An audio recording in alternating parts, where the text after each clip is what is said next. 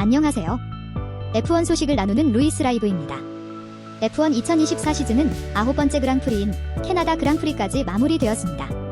현 시점에서 내년 시즌 각 팀의 드라이버 라인업을 알아보겠습니다. 먼저 현재까지 시트가 확정된 드라이버들입니다.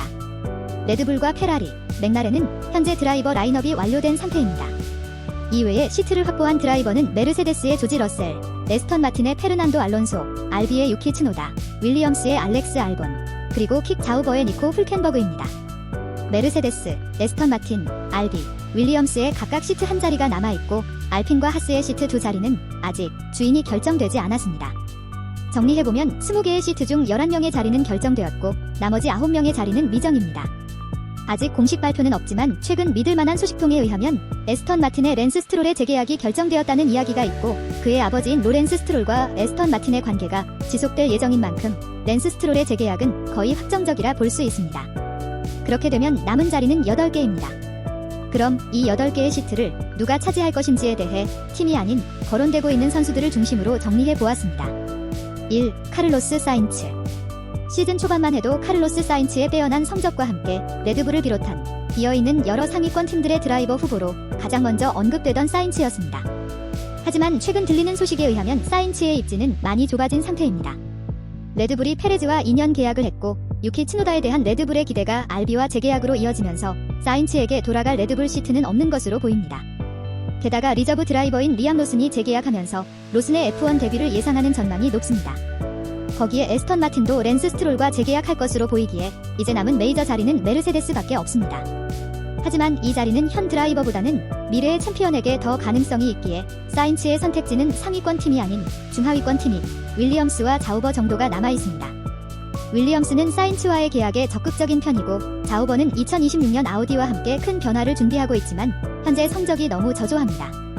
초반보다 현저히 줄어든 선택지에 사인츠가 어떤 결정을 내릴지 궁금합니다. 2. 키미 안토넬리. 메르세데스에서 키우고 있는 F2 드라이버 키미 안토넬리에 대한 관심은 그야말로 대단합니다. 막스 베르스타펜급의 실력과 스타성을 보유하고 있다고 평가되는 안토넬리의 등장은 이미 기정사실화되어 있고 그 시기가 언제인가만 남아있는 것처럼 보입니다. 최근 FIA가 18세 미만 드라이버들의 출전을 허용하도록 규정을 개정하면서 이를 메르세데스가 강력히 요청했고 그 이면에는 안토넬리의 합류를 염두에 둔 것이라는 소문이 파다합니다. 물론 안토넬리를 메르세데스가 아닌 윌리엄스에서 데뷔시킬 것이라는 이야기도 있습니다만 성적이 호전되고 있는 메르세데스의 분위기를 한껏 고조시키는 데는 안토넬리의 데뷔만큼 극적인 것은 없어 보입니다. 3. 올리버 베어먼. 사인츠를 대신해 출전한 사우디아라비아 그랑프리에서 P7을 차지하면서 성공적인 데뷔를 한 올리버 베어먼에 대한 관심은 계속되고 있습니다. 꾸준히 FP 세션에서 하스의 차를 몰면서 경험을 쌓고 있는 베어먼이 다음 시즌 비어있는 하스의 두 시트 중 하나를 차지할 가능성은 충분합니다. 하스의 감독 코마츠 아야오는 하스팀의 2025 시즌 드라이버 라인업에 대해 젊음과 경험의 조합을 강조하며 베어먼이 팀의 미래 계획에 중요한 역할을 할 것이라고 암시했습니다. 그는 몇 주 안에 공식 발표가 있을 것이라고 덧붙였습니다. 4. 기타 소식. 드라이버는 아니지만 올 시즌을 끝으로 레드불을 떠나는 아드리안 유이는 현재 페라리와의 계약 움직임이 가장 활발하게 포착되는 것 같습니다. 레드불의 거의 모든 차를 디자인했다고도 할 만큼 차량의 공기역학 디자이너로서 이름이 높은 유이가 과연 페라리로 갈 것인지 그리고 그에 따른 드라이버들의 추가적인 이적 움직임이 있을지 지켜봐야 할 것 같습니다. 그 외 에스테반 오콘은 알비와의 결별이 결정되었고 피에리 가슬리도 별다른 재계약의 움직임이 보이지 않고 있습니다. 하스의 마그누센, 자우버의 보타스에 대한 F1 팀들의 제안도 딱히 눈에 띄지 않습니다. 다만 자우버의 저우관유의 재계약 가능성에 대해서는 입장이 갈리고 있습니다.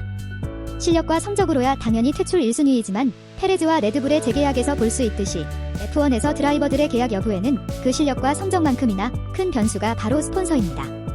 심지어 페레즈의 모자가 베르스타펜의 것보다 많이 팔린다는 이야기가 있을 정도로 한 선수가 가져오는 경제적 가치는 부족한 실력을 보완하고도 남는 것이 다반사인 F1에서 거대한 중국의 자본과 손절하기는 쉽지 않을 것이라는 주장도 만만치 않습니다.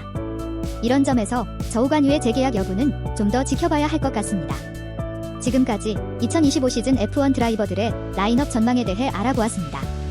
새로운 소식이 나오면 또다시 찾아뵙겠습니다. 이상 루이스 라이브였습니다. 시청해주셔서 감사합니다.